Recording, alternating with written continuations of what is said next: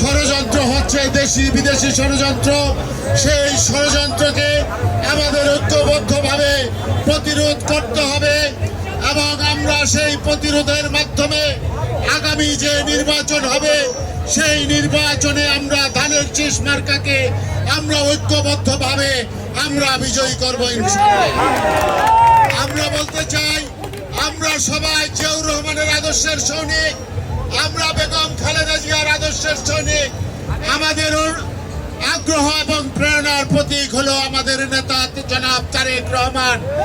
আমরা সবাই তারেক রহমানের নেতৃত্বে আমরা সবাই ঐক্যবদ্ধ আছি।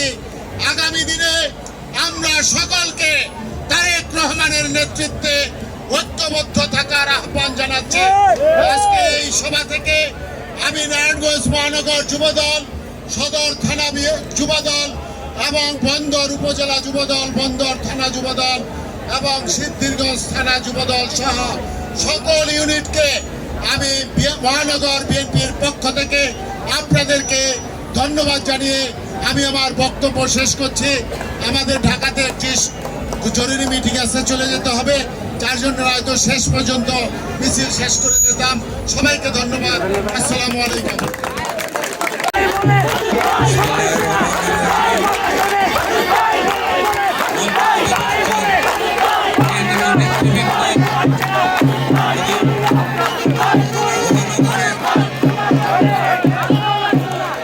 জাতীয়তাবাদী দলের নেতৃবৃন্দ এবং যুব দলের নেতৃবৃন্দ এবং নেতা কর্মী ভাই বোনেরা, আসসালামু আলাইকুম রহমতুল্লাহ।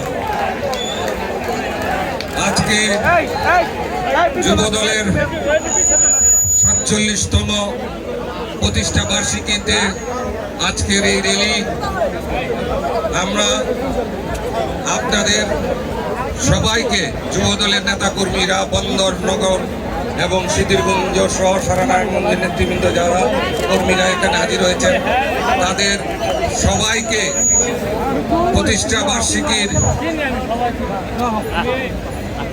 প্রতিষ্ঠা বার্ষিকী সফল করার জন্য আপনাদেরকে সবাইকে ধন্যবাদ। আপনারা জানেন জাতীয়তাবাদী দলের সোনালী ফসল হয়েছে যুবদল, অত্যন্ত শক্তিশালী, এবং আপনাদের ত্যাগ আমরা কোনোদিনও ভুলব না। আপনারা জানেন যে এই দলটাই আমি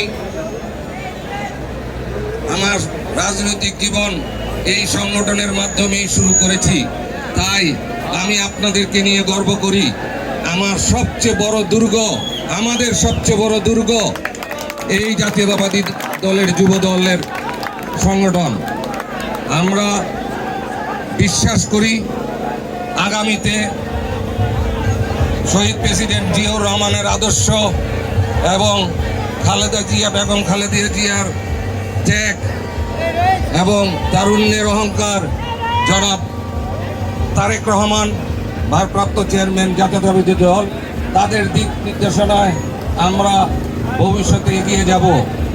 আমরা আপনাদের নিয়ে আশা করি, আপনাদেরকে নিয়ে আশা করি একটা নতুন বাংলাদেশ গড়ার, এবং ভবিষ্যতে আমরা এক হয়ে একযোগে কাজ করব।